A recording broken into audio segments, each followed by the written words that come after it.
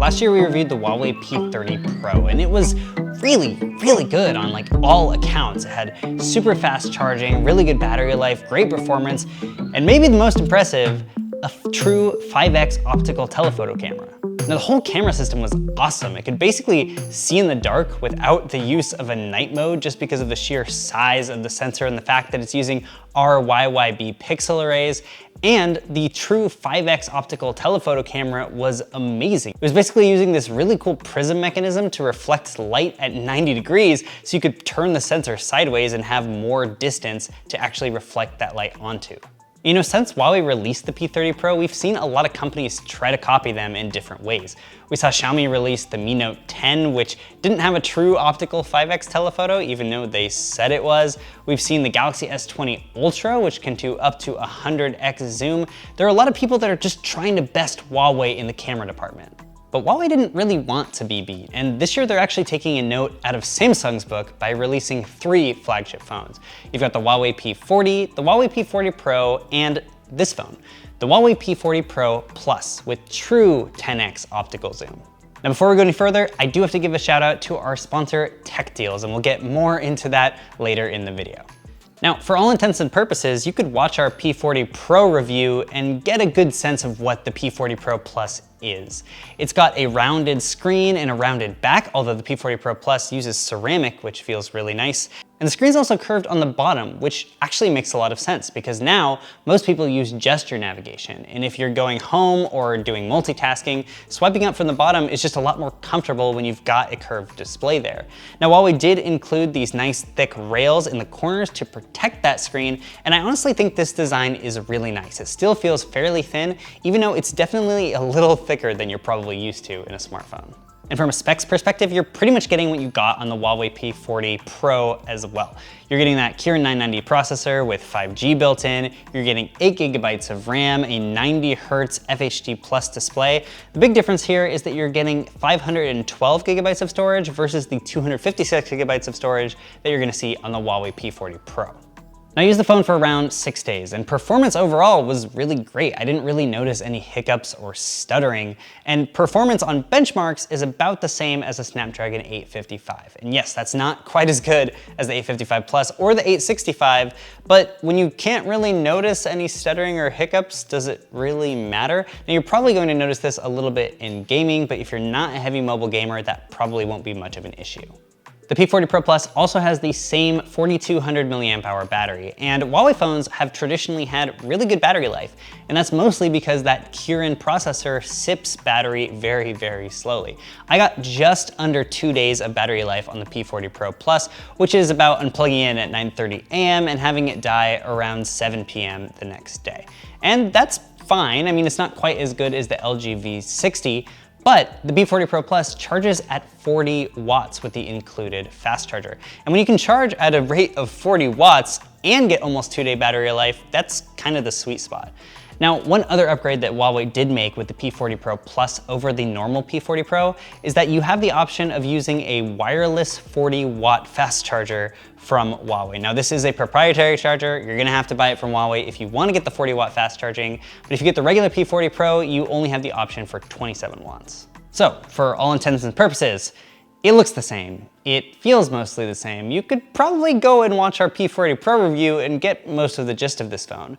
But the big difference here is in the camera system. But before we get into that, we have to give a thanks to our sponsor, the official Python certification bundle. So you're probably stuck at home right now, like pretty much everyone these days, so you might as well learn programming. The Python certification bundle can help you go from absolute scratch to building practical apps for just $50. So if you're interested in learning more, check out the link in the video description. Now, the thing that makes the Huawei P40 Pro Plus's camera system really unique is the fact that it has true 10x optical zoom. And this is actually a really big deal. Huawei was able to build off of the same mechanism in the Huawei P30 Pro, which reflects light by 90 degrees in order to extend the effective focal length to the sensor. In the Huawei P40 Pro Plus, Huawei iterated on this a lot, and it's bouncing that light off of 5 different mirrors to increase that focal length. Now, focal length is determined by the distance between the optical center of the lens, that is the area where the lens can focus perfectly at infinity, to the distance of the sensor. And by bouncing the light off of multiple mirrors, you're actually increasing the optical path that the light has to take to get to that sensor.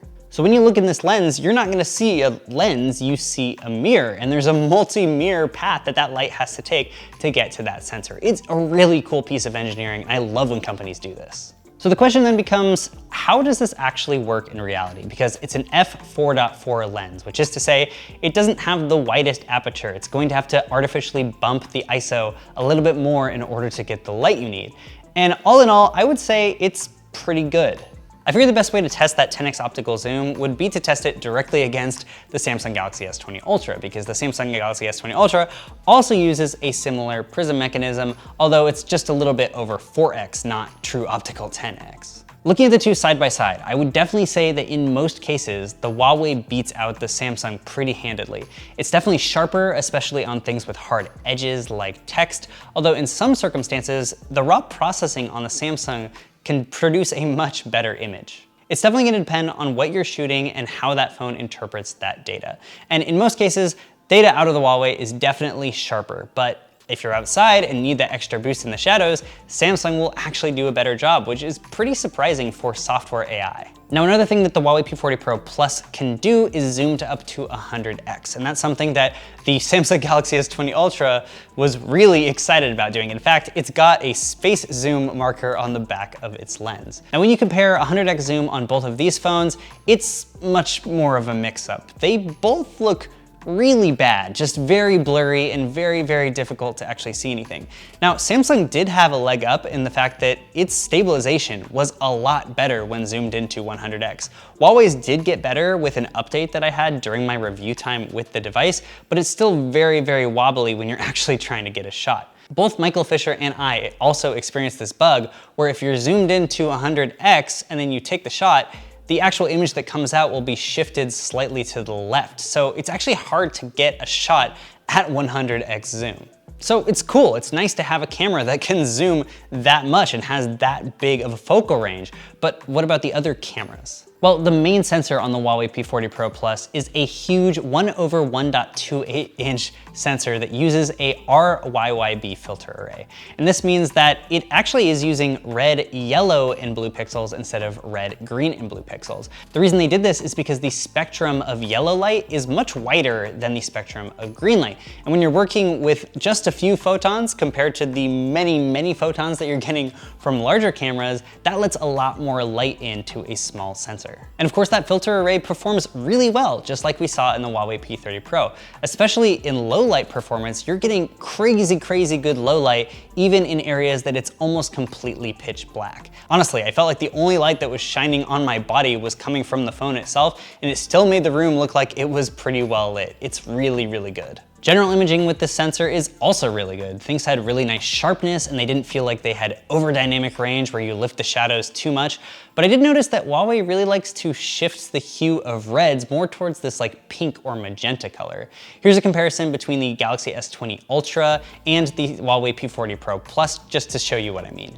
Now there's also a wide camera on the Huawei P40 Pro Plus, which was also really good. It had good sharpness and color reproduction. I did see a weird color shift between this and the main sensor though, where the wide sensor tended to shift a little bit more towards the yellow spectrum, which isn't really a huge problem, but I would have preferred to see more consistency between the lenses. And then of course, there is a 3x telephoto lens. And this allows Huawei to more consistently go from really wide to a 10x optical zoom. And it's really nice to have that full range. Now it would have been cool to have a 5x optical telephoto zoom here, but then they would have had to add another prism mechanism, and that would have just taken more space. On the front, you've got a punch hole selfie camera, which some people love, some people hate. I personally like it. Now, the selfie camera is 32 megapixels and it also has autofocus, which is not something that we see in a lot of smartphones. Usually that's a fixed focus camera. Now, the other camera is an IR depth camera, so that can help for things like face unlock and also with bokeh mode. Overall quality of the front-facing camera was pretty good, especially in high light situations. It was very sharp with very good color. But when you get into lower light situations, it started to distort the color a bit and it was just a little bit muddy and it just didn't look quite nearly as good as you would get if you just took the photo with the back camera.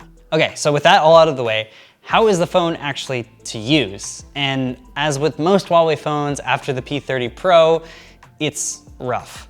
If you didn't know, Huawei got put on the entity list by the United States, which is to say they're not allowed to work with a lot of US companies, and that includes Google. Now, even if you don't like Google and you don't like using any of their apps, having no access to Google Play services means that you can't use the Google Play Store. And that's kind of the backbone and foundation of all Android smartphones. So to try to get around this, Huawei created an alternative app store called App Gallery, and they're slowly trying to get people to bring their apps over to their proprietary app store for Huawei phones. To their credit, they've got things like Microsoft apps, and they've got Snapchat, and they've got Zoom and Telegram, but there's still a ton of apps that you would normally use every single day missing from App Gallery. Apps I use every day like Twitter, Slack, Instagram, and Spotify, they're not on App Gallery, and there's not really an indication of when they might be on App Gallery. Now, I was able to sort of get around this by making desktop versions of websites, and for some websites, they actually work just like the app in the mobile browser. So Instagram and Spotify look almost identical in the browser as they do in the actual app. But not having physical apps on a phone is really difficult, and there are a ton of apps that look absolutely atrocious in a web browser or just don't have a website at all. If you're totally okay with not using that many apps on your phone, or you actually like Huawei's apps that they have pre-installed on their phone, then go for it. But it's really hard for me to recommend a device that won't give you access to all the apps on the Google Play Store. So let's break it down. On the Huawei P40 Pro Plus, you're getting really good build quality, really good cameras, really good performance, and super fast charging. Under any other circumstance, this would be a very good phone, which I could wholeheartedly recommend. But look, the reality is our phones are just portals to apps and services. And the quality of a phone is determined by how well that phone can interact with those apps and services. And when you can't interact with those services at all, what do you have? A pocket camera? Now, if Huawei is able to fix its relationship with the United States and, in effect, Google in the next year or so, then I'll probably go back to recommending their phones as long as they're still as good as this phone is. But until then, you might want to check out some competition. Anyways, guys, that was our review of the Huawei P40 Pro Plus. Let me know what you think in the comments section down below. I'll be sure to hop down there. Stay tuned for a lot more phone reviews coming very soon. And I'll catch you in the next video.